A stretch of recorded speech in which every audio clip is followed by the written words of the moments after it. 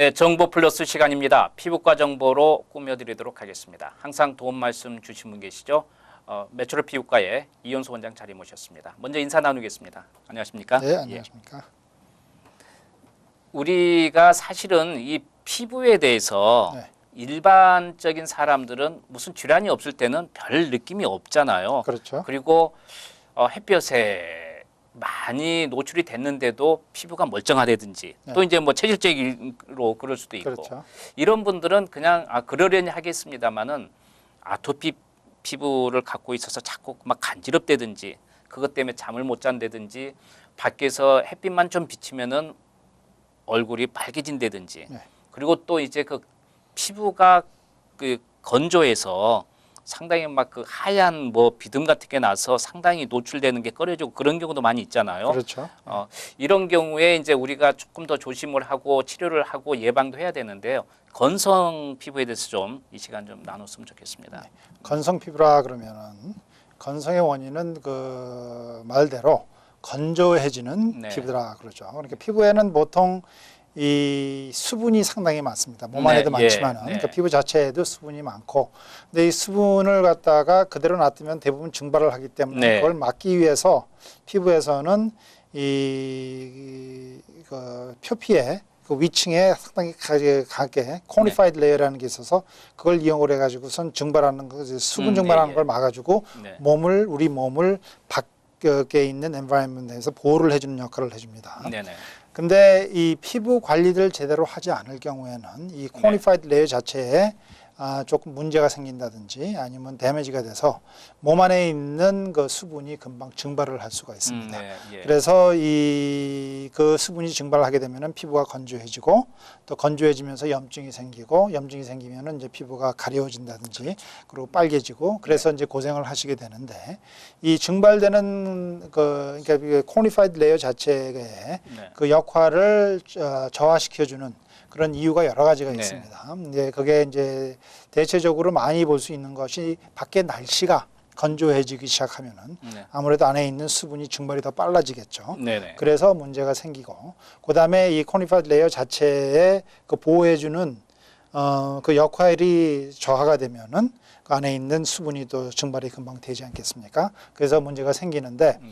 이제 가을 겨울 되면은 아무래도 이 수분 자체가 적어지기 때문에 빨리 예. 증발돼서 그 문제가 생길 수가 있고, 그다음에 저희 환자분들 시청자분들 아시겠지만 나이가 먹어가면서 노화 현상이 나타나면은 빨리 수분이 증발이 되기 때문에 건조해지기 예. 시작을 하죠. 그래서 이제 이게 느껴지는 게 사람들에 따라서 뭐 빨리 느껴지면은 20대부터 느껴질 수가 있습니다. 그래서 30대, 40대 점점 이제 나이 잡수실수록 이게 점점 심해지죠. 그래서 60대, 70대 되면은 가을 겨울에 되면은 대부분 환자분들이 가려워서 많이 긁게 되고 그렇게 됩니다. 예. 그런 현상이 나타나고 또 피부 자체에 문제가 있을 경우, 네. 예를 들어서 아토피라든지 그런 네. 피부가 좀 예민한 피부에 질환이 있으신 분들은 조금만 그 지병이 좀 심해지면은 코니파이드 레이어의 그 펑션이 안 되기 때문에 수분이 많이 해서 피부가 건조해지게 되겠죠. 네. 그다음에 이제 우리가 평상시에 하는 행위, 일상생활 때 네. 하는 행위 때문에 이 코니파이드 레이어에 데미지가 돼서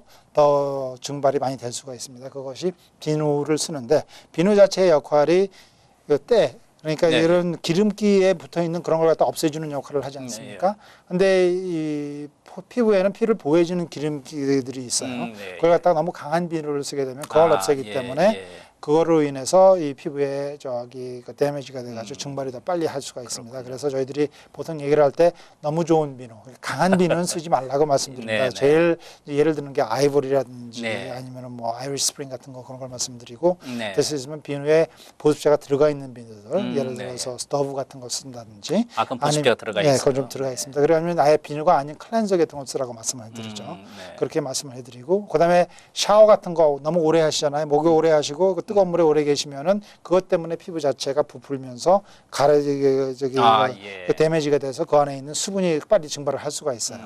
네. 그렇기 때문에 이제 샤워하는 것도 짧게 하시라고 지금 말씀드리는 게 그래서 그렇습니다. 그래서 이제 가을 겨울이 되면은 네. 여러 가지 요소가 한꺼번에 나타나기 시작을 하죠. 날씨가 건조해져서 건조해지고, 네.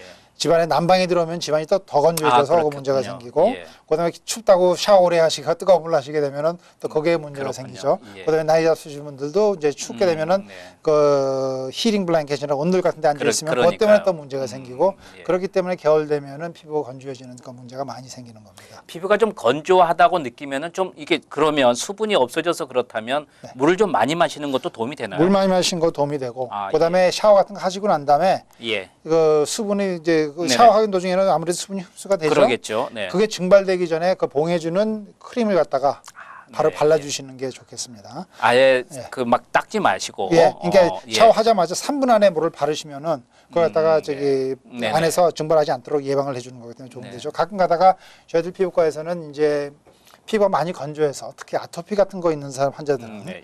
피가 너무 많이 건조해가지고선 고생을 하실 경우에는 저희들 네. 어떤 테크닉을 쓰냐면은 이게 soak and smear라고 그러는데 네, 예. 환자분 보러 저녁마다 목욕을 하라고 말씀을 드려요. 네. 그 목욕탕에다가 미지근한 물 해서 네. 거기서 한 10분에서 20분 앉아 있다가 네. 비누는 쓰지 말고 예. 서가지고 물이 줄줄 흐르는 피부 바로 위에다가 바세린이나 아, 그런 걸 발라서 예. 안에 있는 수분을 갖다가 저기 봉해줘가지고 흡수시키고. 흡수시키도록 그런 치료 방법을 쓰게 됩니다. 그래서 네. 물론 이제 아토피 피부만 아니지 환자뿐만 아니라 네. 나이 잡수신 분들 피부가 많이 건조할 경우에는 그런 방법으로 하시면은 많이 도움이 될 수가 그렇군요. 있습니다. 아, 그래서 그냥 뭐 비누칠은 하지 말고 그렇죠. 탕수육 문화 또 우리 한국 분들 좋아하시니까. 뜨거운 물은 쓰지 마세요. 예, 알겠습니다. 그리고 또 이런 경우가 있습니다. 그 이게 건성한 게 아까 말씀하신 네. 대로 이제 연세가 들어가면서 노화 현상에서 일어날 수도 있고 등등 여러 가지 있겠습니다만은 선천적으로 이제 이렇게 그 뭐 유전적인 영향을 받는 경우도 있나요? 유전적으로 네. 이 피부가 많이 건조해서 각질이 많이 생기는 경우가 있는데 아, 네. 물론 그럴 수 있습니다. 이거는 익티오시스라고 합니다. 네, 익티오시스 예. 벌게리스, 뭐 라멜라 익티오시스 아, 여러 네. 가지 그 익티오시스라고 그래가지고 그게 피부 자체에 아주 각질이 두껍게 생기는 사람들이 있어요. 거의 네. 비늘같이 생긴다 그래서 예. 그걸 익티오시스는 이게 익스라는 거는 이 그릭 말로 그러니까 fish 네. 를 얘기한 fish scale을 얘기를 하는 건데 그래서 그게 보이는데 이럴 경우에는 대부분 사람들이 각질이 두껍게 생기고 특히 다리 같은 데 많이 생기죠. 그럴 경우에는 저희들이 네. 보습제뿐만 아니라 이 케라틴 그러니까 그 네. 표피 위층에 있는 케라틴을 좀 녹여주는 계통에 들어가 있는 그 네. 보습제를 갖다 쓰도록 저희 건의를 합니다. 아, 예. 근데 사실 익티오시스 벌게리스라는 건 상당히 많은 사람들이 가지고 있어요. 그래서 보통 환자의 5% 정도까지 있었다고 제가 보고 있습니다. 그러면 또 끝으로 이 시간에 그 건성 그 피부 때문에 고생하신 분들이 조금은 뭐 아토피인지 뭔지 이렇게 조금 증상이 오해가 될 수도 있는데 어떤 증상을 이렇게 좀 우리가 이야기를 할 수가 있을까요? 대체적으로 네. 이 건성이든지 아토피가 있어서 생기는 네. 피부가 건조해서 나타나든지 결국은 심해지면은 치료 방법은 똑같아집니다. 아, 왜냐하면은 그렇군요. 예. 결국은 염증이 생기고 염증을 없애줘야지 네. 치료가 되고 그 다음에 염증이 생기면서 다른 여러 가지 요소 때문에 표피 자체에 그 역할을 못하게 돼, 그 데미지가 돼 역할을 네, 못하기 때문에 예, 그 표피에 네. 리페어를 해서 네. 다시 표피의 역할을 해줄 수 있는 그런 보습제 네. 계통을 발라줘야 되기 때문에 그런데 피부가 이제 염증이 생기고 그럴 경우에는 한번 전문의를 찾아보시는 게 좋겠습니다. 아무래도 그래야 되겠죠. 그냥, 예, 알겠습니다. 네, 정보 플러스 이 시간 여기까지입니다. 피부과 정보로 지금까지 메추럴 피부과의 이현수 원장께서 도움 말씀 주셨습니다. 다음 시간에 다시 뵙겠습니다. 인사 나눕니다. 감사합니다. 네, 감사합니다.